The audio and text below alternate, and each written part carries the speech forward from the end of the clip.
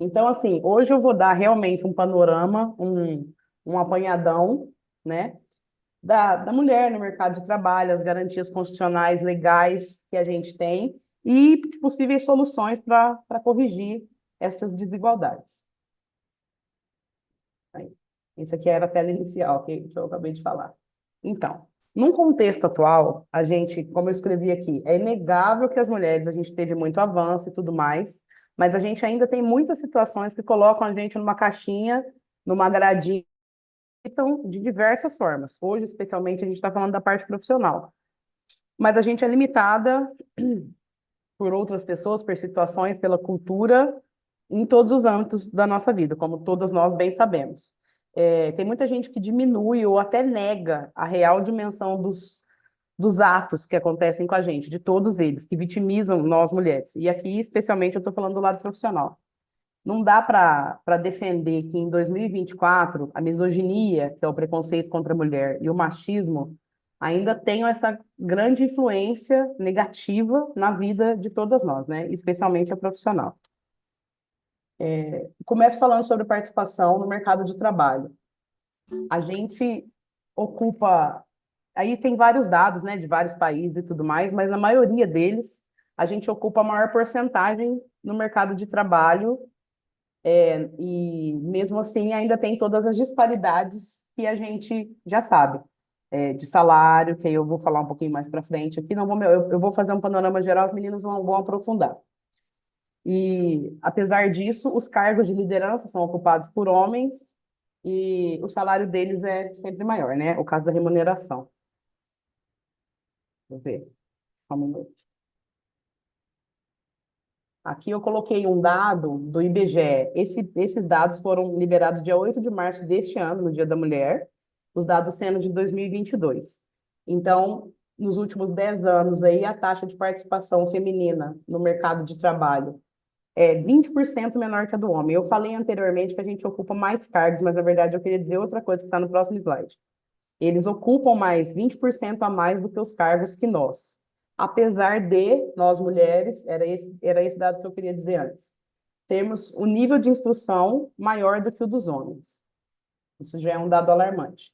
Na consequência disso que eu falei anteriormente, vem, primeiramente aqui, a disparidade salarial, a diferença de salário, que é um dos grandes, a gente falta reconhecimento profissional, falta incentivo e falta reconhecimento financeiro, que também é importante, né? Às vezes as pessoas acham que é só importante você ter um cargo, ter um nome ou ter algum tipo de participação ali, mas é importante que a gente seja reconhecido também financeiramente, né? E remunerada dessa forma. E aí aqui tem várias explicações e eu vou explicar melhor para ficar mais básico. A fonte dessas informações é o painel do relatório de transparência salarial da RAIS do Ministério do Trabalho.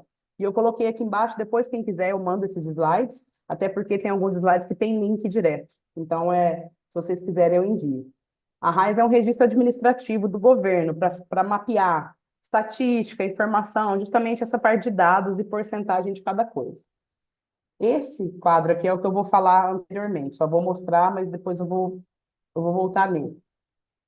Eu tirei esse painel do relatório da transparência salarial, as meninas vão se aprofundar muito mais, mas esse pedacinho que eu peguei tem 4 páginas só e ele fala especialmente de remuneração e salário.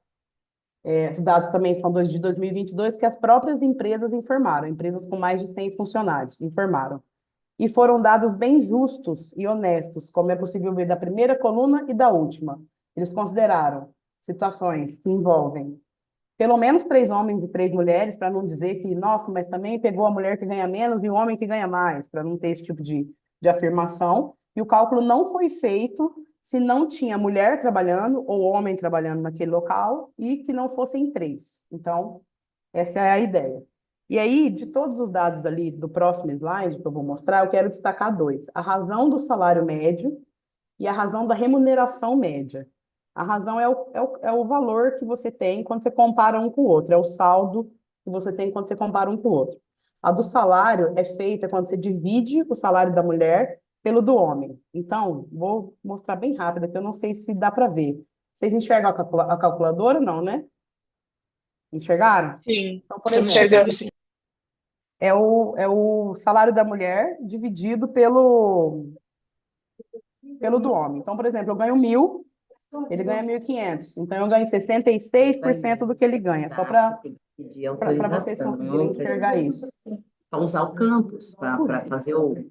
É alguém falando, deixa eu ver, Patrícia? Será que dá para eu mutar? Desculpe, Imagina, perdão, sem problema. perdão, perdão. Sem problema. Eu esqueci de falar um dado que a Márcia bem me lembrou, obrigada. A raiz não existe mais, tá? Essa raiz é extinta do Ministério do Trabalho. Então, aqui a razão do salário, né? A divisão. Esse valor mostra, permite aqui que a gente saiba quantas mulheres recebem em relação aos homens, e a razão da remuneração média é para saber das mulheres empregadas e dos homens empregados, dessas empresas que informaram esses dados. Deixa eu clicar aqui. Aí aqui, aqui a fonte aqui escrita em cima, ele é um link, ó. Quando vocês receberem os slides, eu posso mandar, não tem problema. Vocês vão conseguir abrir e mexer nesse quadradinho aqui, porque aqui, ó, tem. Selecione uma unidade da federação, que é o estado. Aqui é um para ficar mais completo. Mas quando vocês acessam esse relatório aqui, você consegue clicar aqui, vocês conseguem clicar no mapa, direto no estado que vocês querem saber, ou então selecionar por aqui. Então, por exemplo, o salário contratual mediano eu vou pegar aqui, trabalhadores de atividades operacionais, aqui de baixo, que é o que tem mais gente, ó, 9 milhões, por exemplo. O salário contratual mediano é 1.680 e a remuneração paga, de fato, é 2.971. E aí a razão da remuneração de homem para mulher é que a mulher recebe 63% do que o homem recebe. E sempre lembrando, né, que é importante dizer, isso aqui são dados comparativos do mesmo cargo, as pessoas exercendo a mesma função, tendo as mesmas obrigações e recebendo dessa forma diferente. E a razão do salário, que é o oferecido, não necessariamente o pago, né, é 79,6. Então, assim, na oferta de emprego, a mulher ainda ganha 20%, 21, 20%,4 a menos que o homem, e na prática ela ganha menos ainda, ela ganha quase 40% a menos, 36,1 aqui a menos. E aí, avançando um pouco mais no assunto, ainda tem a parte biológica da mulher de ser mãe, né? Como tem a do pai também de ser pai. Mas a maternidade, em qualquer lugar do mundo, eu estou falando isso até porque eu citei um exemplo de um país de fora ali, ela é um pedágio para a mulher. Ela acaba sendo um pedágio, apesar de não ser a gente que escolheu ser mãe, mas que bom que somos nós, porque que privilégio. Isso acaba atravancando a carreira profissional da mulher. E aí eu não vou adiantar, eu ia me adiantar, eu não vou adiantar. Aqui também tem um monte de palavreado, mas eu deixei esse quadradinho aqui, esse quadrinho, como referência. Essa pesquisa aqui é da Cláudia Goldin. Eu gostei de citar ela porque é uma economista de Harvard, que todo mundo já conhece, que ganhou o Prêmio Nobel de Economia no ano passado. Então, assim, a gente, até para montar esse slide aqui, a gente pensa com a cabeça da cultura que é enraizada na gente.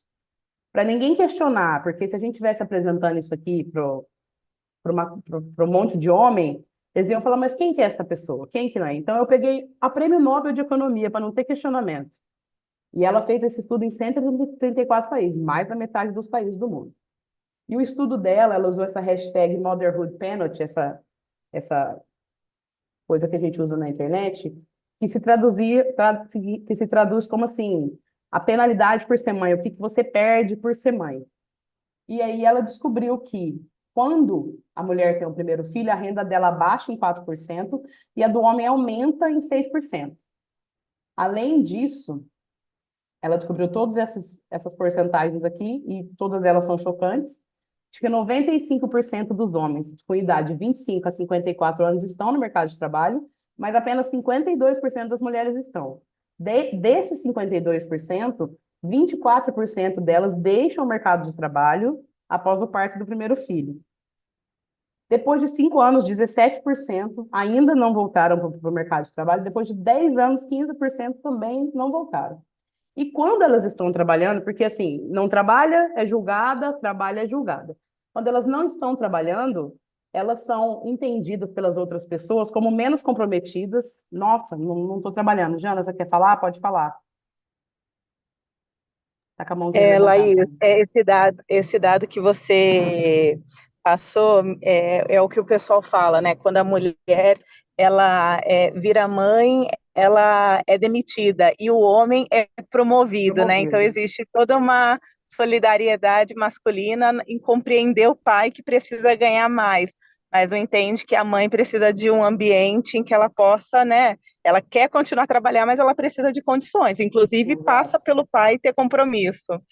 Só isso mesmo. Exatamente. Obrigada, obrigada. Todo mundo que tiver adendo pode fazer adendo, as participantes também, tá?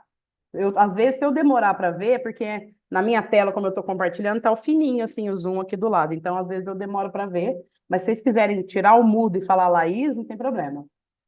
E aí, exatamente isso que a Jana falou. No final das contas, as mulheres são consideradas menos comprometidas. Ah, ela é mãe. Quantas mulheres aqui, se não todas que estão aqui, quando foram fazer uma entrevista de emprego, se tinham filhos, foram perguntadas, mas o que você vai fazer com seu filho? Quem vai olhar seu filho? E se não tinham filhos, foram perguntadas se tinham interesse em ter filhos e quando, né? Para saber se aquilo era uma prioridade na vida. E se eu já fui perguntada em entrevista se eu queria ter filho ou não, e na época eu falei não. E o cara, surpresa, falou assim: ah, não, tá certo, porque a prioridade não é essa, né? Assim, falou de uma forma muito rude, assim, como quem diz: não, tá certo, você tem que focar na sua carreira mesmo, porque, enfim,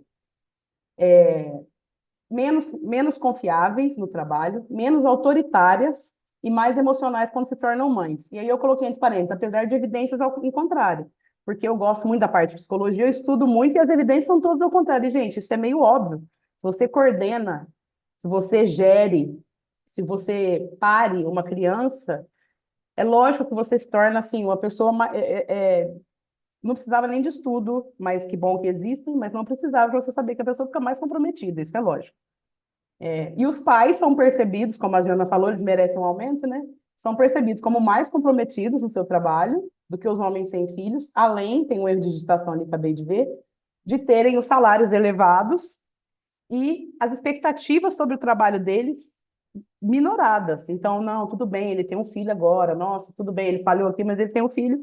E a mulher é exatamente ao contrário, se ela erra, ela é percebida como menos comprometida. E aí, avançando mais um pouco, falando das garantias constitucionais.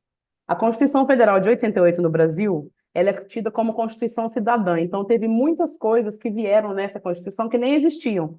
Algumas delas precisam ser, o óbvio precisa ser escrito, como, por exemplo, a igualdade de gênero, que diz que é um princípio fundamental da Constituição, está num artigo que é uma cláusula pétrea que não pode ser alterado, só se mudar a Constituição, que homens e mulheres são iguais em direitos e deveres, né?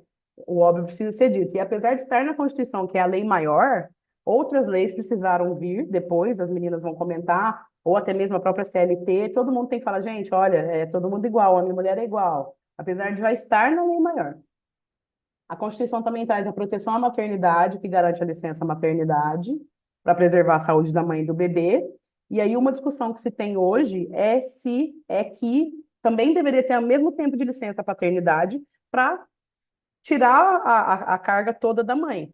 Um dado que eu esqueci de dizer nos slides anteriores é que todos aqueles dados de trabalho, e tem um dado do IBGE, desse ano também, naquele slide do IBGE, que eu esqueci de dizer, que tem todos aqueles dados, mas que o trabalho doméstico dobra 50% para a mulher, quando ela se torna mãe. E também a Constituição traz a proibição da discriminação, né? Todos são iguais e não podem ser discriminados em nenhum ambiente, nem no ambiente de trabalho. Além da Constituição, eu vou citar a Maria da Penha, porque apesar dela não ser constitucional, dela ser uma lei abaixo, né? É uma lei muito importante, porque ela contempla as violências contra a mulher que acontecem em convívio doméstico, não é no ambiente de trabalho. Doméstico, no convívio doméstico, no ambiente familiar ou em relações íntimas de afeto, ou seja, não precisa nem morar junto. Ela se aplica a namorado, companheiro, que mora ou não na mesma casa, ex-companheiro, outros membros da família, inclusive entre mulheres. Eu peguei um caso uma vez já que era da nora com a sogra, que agredia a sogra. E, e mesmo não sendo ligado ao mercado de trabalho, ela pode acontecer entre patrão e empregada de uma casa, por exemplo. Vou passar aqui. E aí, quais são os avanços e desafios que a gente tem?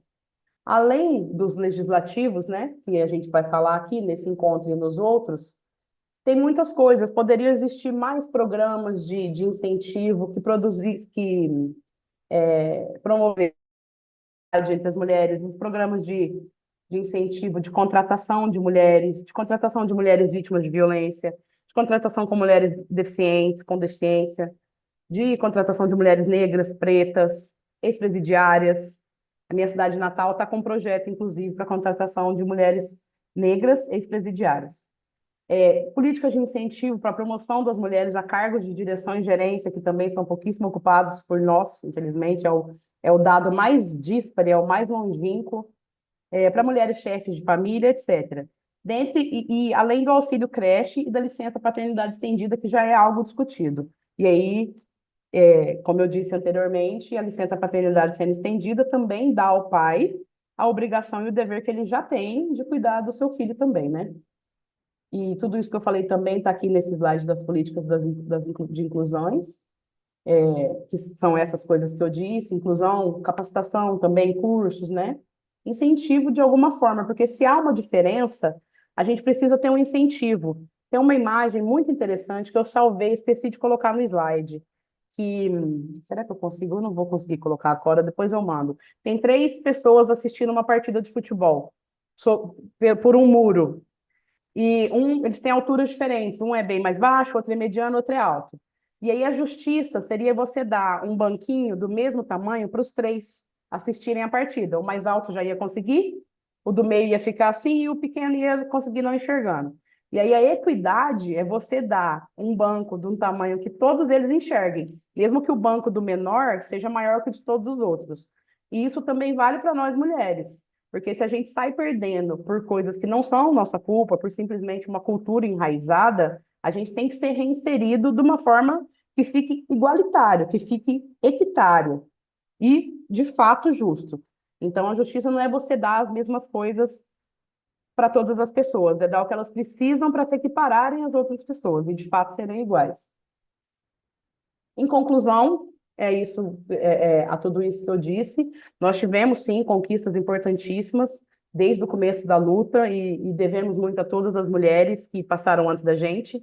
Uma mulher que me marca muito é uma corredora na Maratona de Boston, anos 50, 60. Se hoje seria difícil fazer isso, imagina na época, que ela era uma corrida só para homens e ela entrou na maratona numerada e correu, e o dono da maratona correu atrás dela para tirar ela da maratona simplesmente porque ela era mulher. É um evento esportivo, claro, mas aquilo foi muito simbólico para mim, dentre diversas outras mulheres, né, que nos inspiram diariamente. Então, a gente precisa usar das garantias constitucionais, legais, para tentar mudar essa cultura arraigada no povo e, e reverter a situação para que a gente não está pedindo nada demais, né? A gente está pedindo só que seja igual.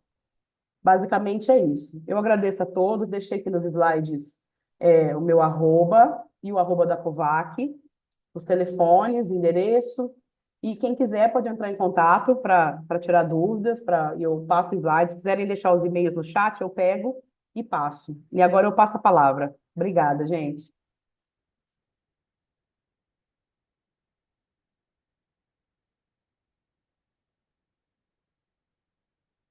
Cadê? Acho que quem que é agora? A Aline? Ou é a Aline ou é a Márcia? Ou é a Jana? Agora é a Márcia. A Márcia, tá. Boa noite, boa noite. Estava só Boa tentando noite. compartilhar aqui logo, esperando a Laís tirar. Boa noite, né? Vamos lá, gente. Como bem comentado aí, primeiro eu queria agradecer esse evento, agradecer a presença. Eu estou muito honrada porque realmente, como dito pela Janaína, foi um pedido do Dr. Kovac, né, ele nos incluiu no Instituto Ela. Então, eu estou muito feliz por estar fazendo um pedido dele, né? É para mim muito importante. E eu agradeço aqui mais uma vez o convite, né, e a parceria do Instituto Ela também. Como bem dito aí pela Laís, ela falou muito bem sobre a questão do que a gente não está pedindo nada, né? A gente só está querendo ser igual. E é muito. Antes de adentrar aqui realmente no cerne da questão, a gente sabe que é difícil, né? Não é fácil. Cada um tem a sua característica, né? Cada um teve uma vida. E aí eu lembrei de um fato que, para mim, me carrega. E é por isso que a gente tem que aproveitar esse novo mundo, aproveitar tudo que a gente está vivenciando, inclusive, sobretudo, pós-pandemia, que trouxe outras reflexões para a gente, para todo mundo. É uma questão muito simples. Quem é aqui que gostava da aula de educação física, mas ficava sempre no banco porque não aparecia, né? Não se fazia presente, que se acuava por questões pessoais, né? Por questões de frustrações que a gente carrega ao longo da nossa vida. E a nossa luta é constante. A luta do ser humano é constante. Isso me veio à mente, por quê? Porque desde aí eu carrego, na verdade, um freio, né, que eu luto diariamente para prosseguir e alcançar aí os meus objetivos, os meus sonhos. Então, eu só queria colocar isso como lição para a gente aproveitar todas as leis que estão surgindo em prol da mulher, né? Em prol, na verdade, do ser humano, não é da mulher, que quando vem o objetivo dessa lei não é beneficiar a mulher, é beneficiar a sociedade, né? A instituição, a sociedade. Porque o que eu vou falar hoje beneficia primeiramente o menor, né? E o menor está representado por outras pessoas. Então, sim, uma inclusão dessa sociedade, dessa união, e é por isso que eu falo pós-pandemia, reflexão. É, tudo que a gente vai ver aqui, como a Laís falou, já temos já lá atrás, né? Desde 1943, a maioria, a maior parte dos assuntos, eu tenho isso já, nós temos isso em consolidação das leis trabalhistas, mas precisou aí uma ratificação para, tipo, acender uma luz e dizer, olha, isso aqui existe, né? Então, a gente vai falar da Lei 14.457, né? Ela já está em vigor. Desculpa, 14.457, ela já está em vigor desde setembro de 2022. Na minha fala, não tem uma obrigatoriedade, eu vou falar isso passo a passo aqui. Ainda nessa lei, a gente tem a questão do assédio incluso nesse tema, mas a Aline vai falar para vocês com mais minúcia desse assunto, tá? E eu vou ficar mais voltada para a parte que fala mesmo do dia a dia do direito do trabalho. Primeiro que o objetivo, né, lato sensu que a gente fala, é a inserção e manutenção das mulheres no mercado de trabalho. Com foco em quê? Naquilo que eu falei, na parentalidade, na sociedade familiar, né? Com medidas de flexibilização. Primeiro, a gente tem o apoio à parentalidade na primeira infância, que está aí no slide no seu lado esquerdo, para quem está olhando para a tela, e temos o apoio à parentalidade como meio de flexibilização. Por quê? Porque quando a gente fala da primeira infância, a lei diz que a gente tem que considerar são as crianças com 5 anos e 11 meses, tá? Então, quando a gente fala que existe aí agora a possibilidade do reembolso creche, nós estamos alcançando os menores de 5 anos até 5 anos e 11 meses. E o legal da gente apontar do pagamento de reembolso creche é o seguinte: antes da lei, não era possível uma empresa, assim, mesmo que ela quisesse, quer dizer, não era que não era possível, ela trazia dificuldade para uma empresa conceder o reembolso creche, por quê? Porque ao conceder por mera liberalidade, numa situação que a empresa esteja confortável para fazer esse benefício, é como se ela tivesse que conceder para aquele pessoal daquela época para o resto do período contratual. Por quê? Aquilo incluía no contrato de trabalho, integrava o contrato de trabalho e muitas das vezes os reembolsos a parte da mensalidade, como materiais e outros, ela era, ela era sendo um alvo de pedido na Justiça de Trabalho como integração ao salário, tá? Então, o que que a lei quis dizer? Quando isso não acontecia, é quando estava em norma coletiva de trabalho, instrumento coletivo de trabalho. Hoje não, é possível você negociar com o seu corpo funcional esse reembolso creche e reembolso de assimilares a essa situação de benefício creche, sem que isso integre ao contrato de trabalho, sem que isso seja pedido de integração de verbas trabalhistas. E isso não é ruim. Por quê? Por que que eu vejo pelo lado que é positivo? Porque antes as empresas ficavam com receio de conceder o benefício e depois não poder tirar, né? Pela aí, segurança jurídica do trabalhador, pela integralização do benefício no contrato de trabalho. E aí ela acabava não concedendo. Hoje é possível conceder quando se tem aí um financeiro ativo da empresa, mas quando não é possível, ela tem a possibilidade de retirar esse benefício, tá? Não é que retirar seja positivo, mas às vezes é necessário. Nós sabemos que a legislação, a consolidação das leis trabalhistas, ela prevê o seguinte caso: em todas as empresas que têm mulheres com 30, mais de 30 mulheres com 16 anos para cima, ela tem a obrigação de conceder um espaço para amamentação, que é o que a gente chama de berçário, né, com uma estrutura mínima para que seja possível a empregada que está amamentando, amamentar o seu filho por 2 ocasiões ali dentro daquele contrato de trabalho, que é o intervalo de meia hora, 2 vezes na sua jornada de trabalho, tá? Então, quando você concede um reembolso creche, você pode, a empresa não precisa ter esse lugar, substitui essa necessidade, tá? Então, a empresa, uma vez concedendo o reembolso creche, ela não precisa ter o local de trabalho. Mas eu já vou adiantar aqui que para todos os casos que a gente vai comentar, é necessário a manifestação de vontade da empregada e do empregado, tá? Então, se a empregada opta por querer o espaço, a empresa acaba tendo que ter a necessidade de manter aquele espaço, né? A não ser se a gente incluir o sindicato da categoria, que aí é uma outra história que a gente vai contar depois, tá?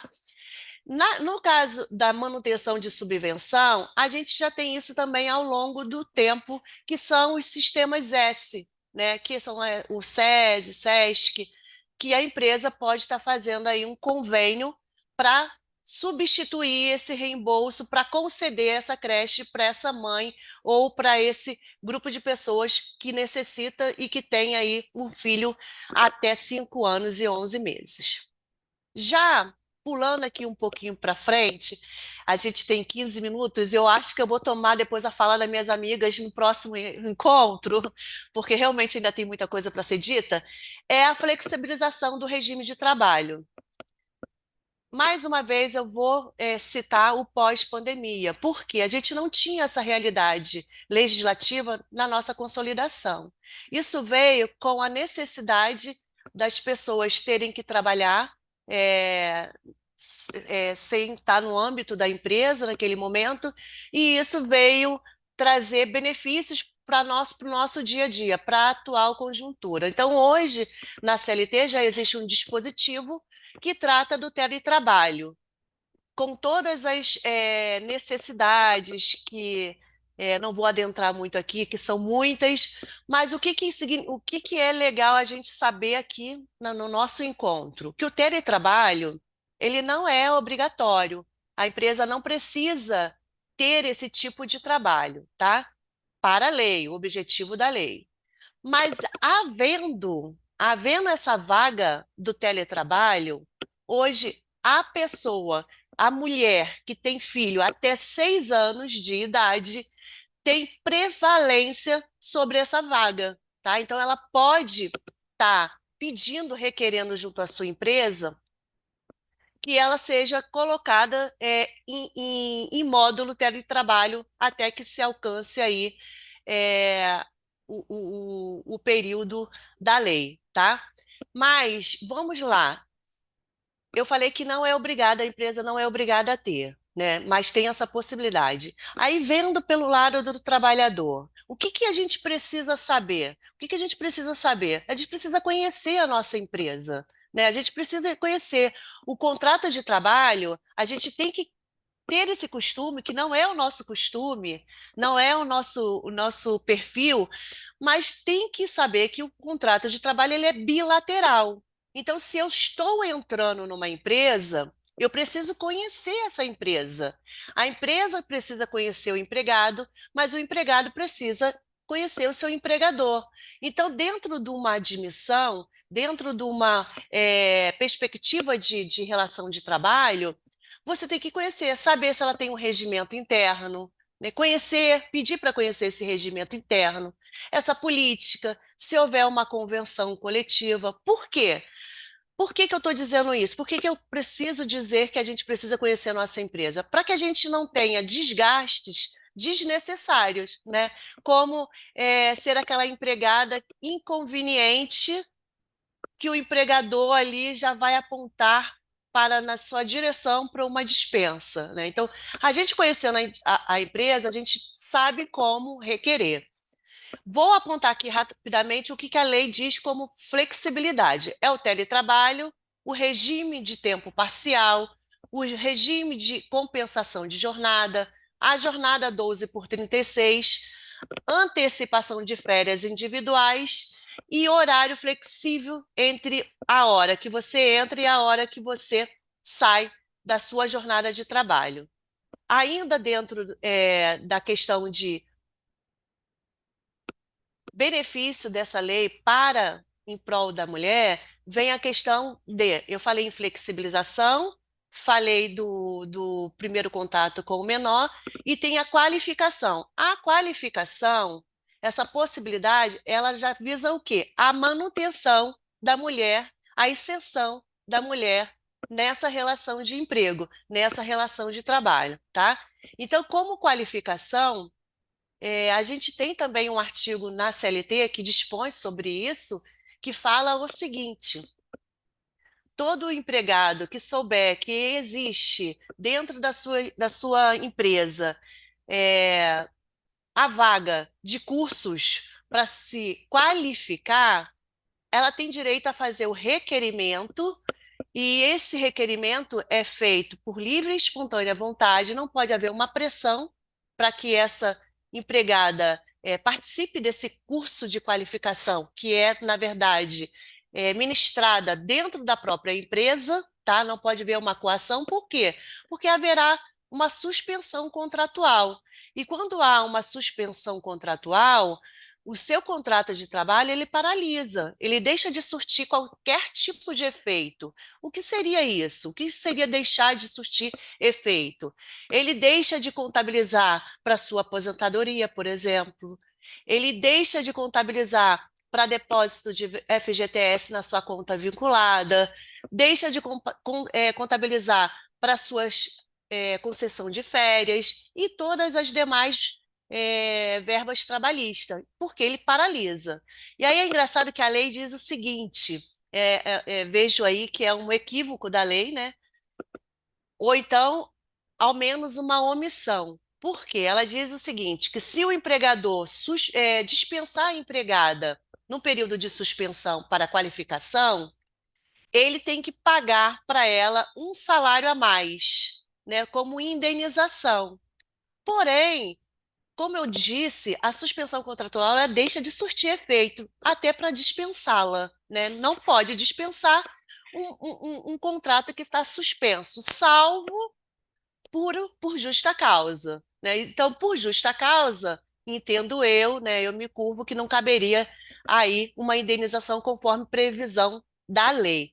Eu acho que é um equívocozinho, mas, em suma, existe a possibilidade da suspensão contratual, que tem que ser feita de livre e espontânea vontade da empregada, porque ela deixará de receber a sua remuneração, porque a lei diz que basta dar uma bolsa, né, uma bolsa de estudo, e não existe aí uma menção dessa remuneração, do que seria esse valor. Inclusive, é tão assim que na própria lei diz que poderá o empregador dar uma indenização para complementar essa bolsa, mas poderá não é uma obrigação. Então, a obrigação da empresa seria, de fato, conceder uma bolsa que não tenha aí uma fixação remuneratória, tá? Então, por isso, precisa ser livre e espontânea vontade, né? E essa suspensão é um estímulo mesmo para o alcance de algumas vagas que hoje elas não são preenchidas pelas mulheres. Queria falar aqui muito de filosofia, mas não vai dar tempo, porque eu quero falar outras questões, mas se der tempo depois, até o final dos 3 dias, eu volto aqui um pouco para falar do estímulo da ocupação, né? E aí a gente passa para o apoio ao retorno ao trabalho das mulheres. Esse apoio ao retorno, olha que está falando aqui no primeiro item: suspensão de contrato de trabalho de pais empregado para acompanhamento e desenvolvimento dos seus filhos. O que que é isso? Né? Uma empresa ela precisa suspender o contrato imediatamente? Novamente digo que não há uma obrigação, mas se houver uma política, ele estará aí entre os primeiros, tá? Mas o que a gente tem visto na seguinte situação: a mulher já passou lá a sua licença maternidade e ela tem que retornar para trabalhar. E aí caberia ao pai pedir essa suspensão, né, para esse desenvolvimento, para poder estar acompanhando melhor o filho e ajudar no apoio ao retorno da mulher desse trabalho, tá? Então, é exatamente isso. A segunda flexibilização seria a prorrogação da licença maternidade, que hoje a gente sabe que são, em regra, de 120 dias. Temos aí alguns programas, né, de acessão para 180 dias e até mais em convenções coletivas, mas a regra é 120 dias. E o que eu vejo de diferenciação do que a gente tinha para o que a gente tem na lei é a questão de você não ter que necessariamente participar de um programa, bastando aí você anunciar, você comunicar ao Ministério do Trabalho e Emprego que você vai aderir a essa prorrogação no estrito termos desta lei. Tá? Então, por que que eu falo isso? Porque antes, quando você ia aderir a um programa do PAT, para você prorrogar a maternidade, ia depender, e aí a Laís sabe muito bem disso, pode depois fazer uma complementação para nos ajudar, ia depender do tipo da empresa. Então, a empresa que tinha benefício fiscal fazia aderência a esse programa, mas aquela que não tinha nenhum tipo de benefício. E ainda seguindo com a flexibilização, temos a jornada, como falamos, de 12 por 36, que é o quê? Né? Hoje a gente tem essa possibilidade na CLT, mas é uma espécie de jornada muito peculiar. Né? A maioria da nossa jornada é o tempo integral, aquela conhecida até 8 horas diárias e 44 horas semanais. Engraçado que essa jornada era vista como prejudicial ao trabalhador, ela era só possível ser feita através de convenção coletiva de trabalho ou acordo coletivo de trabalho, e hoje aí há uma possibilidade de ser feito através de um acordo individual entre empregado e empregador. Porque ao longo da nossa história, em jurisprudência, tomou-se o entendimento que essa jornada é sim benéfica, porque trabalha um dia e fica um dia e meio em descanso com a sua família, com o seu social, enfim, para o que puder, né? Mas trazendo para a gestante, para a sua família. Antecipação das férias individuais é a possibilidade de você pedir essa antecipação mesmo que você não alcançou o período aquisitivo. O que seria o período aquisitivo, sem ser muito técnica, é aqueles 12 meses que você trabalha e alcança o direito de gozar férias, né? Então, o empregador pode estar antecipando as suas férias, caso a empregada aí também solicite. E mais uma vez, gente, não é a obrigação da empresa, mas se tiver uma política com essas questões, e existem empresas com essas políticas, você tem a prioridade, a mulher tem a prioridade nessa questão das férias individuais, tá? No mesmo raciocínio, o horário de entrada e saída. Se alguém quiser fazer pergunta, porque eu estou acelerada, fiquem à vontade também, tá? Porque eu só quero aqui aproveitar que a gente tem bastante coisa para falar e eu acho que eu não cheguei nem à metade do que eu queria. É, em lato sensu, é, Márcia, oi, desculpa só interromper, pode ficar tranquila em relação ao tempo, que a gente joga para a próxima terça-feira. então Evolui ótimo. bem, tá? Ótimo, então ótimo, fico mais tranquila. É, porque essa medida ela tem também uma questão de empregabilidade da mulher, e como a Aline vai falar depois, é a prevenção de combate ao assédio, eu não vou estimular aqui, tá? E esse estímulo ao microcrédito é um tema que depois eu vou tentar ver com o pessoal, se a gente inclui aí num assunto mais específico. Mas o que seria a parentalidade, né? A gente está falando em parentalidade, e a gente precisa saber o que seria parentalidade. Na lei, ela diz que é um vínculo socioafetivo maternal ou paternal, né? Que resulte aí na assunção legal do papel, de realizar a tarefa.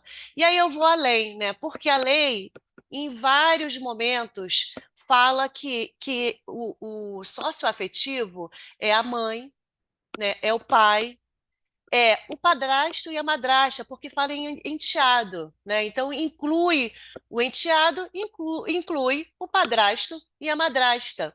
E também inclui quem tem guarda judicial e quem fez algum tipo de adoção, tá?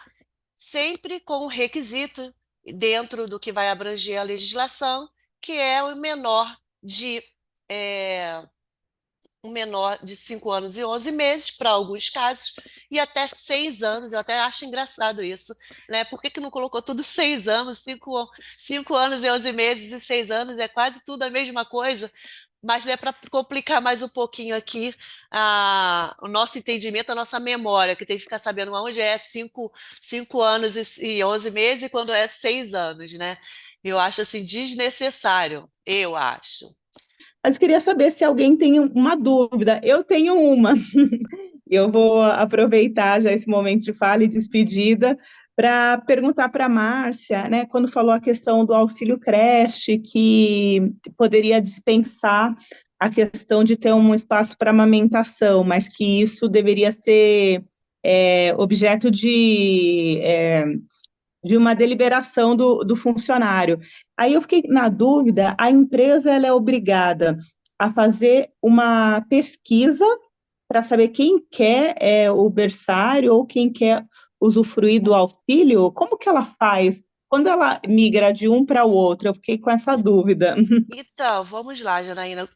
Isso vai ser dito aqui, tá? Eu vou falar isso em um momento, mas o que que eu vejo, tá? Porque a lei ela não dispõe sobre tudo, né? Então, o que eu vejo é a necessidade de você fazer uma política interna, né? Um regimento interno, até para você demonstrar que não haverá uma discriminação, né? Então, nesse regimento, você vai fazer as suas regras.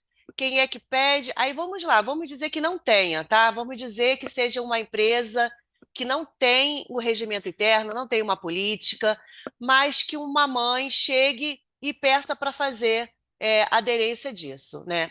O empregador, vamos dizer que ele concede o auxílio creche. E aí não tem uma negociação coletiva. Eu não sei se você lembra lá atrás, que eu acho controvertido. Por quê? Porque pode ser que uma empregada, né, pode ser que haja 5 mulheres gestantes, 5 mulheres que vão amamentar e uma opta por não ter e a outra opta por ter, né? E aí como é que fica isso? O que que eu entendi da legislação? Até porque lá no finalzinho ela diz o seguinte: só haverá um acordo individualizado caso não haja uma convenção coletiva de trabalho ou um acordo coletivo de trabalho, que são os instrumentos coletivos de trabalho, que disserte sobre o tema. Por quê? Eu acho que para a segurança jurídica de ambas, né, tanto o empregado quanto o empregador, vejo a necessidade de você criar ou uma política muito clara, ou você fazer através, sim, de uma negociação coletiva, porque seria lei entre as partes. Dentro de uma negociação coletiva, você consegue tirar a necessidade de fato desse ambiente que é o chamado berçário, tá? Nessa negociação coletiva, o negociado, ela sobrepõe sobre o legislado, então seria lei entre as partes, a empresa poderia adotar isso sem maiores complicações. Com o acordo individualizado, eu vejo um conflito de interesse entre o próprio núcleo ali, o próprio pessoal que vai querer alcançar esse benefício. Eu vejo uma insegurança jurídica, tá? Por isso que eu vejo a necessidade concomitante de um regimento interno, porque se você fizer meramente porque através de um contrato individualizado pode haver uma insegurança jurídica tanto para uma parte quanto para outra. Não, perfeito. Aí fica aberto também, se alguém quiser fazer alguma pergunta.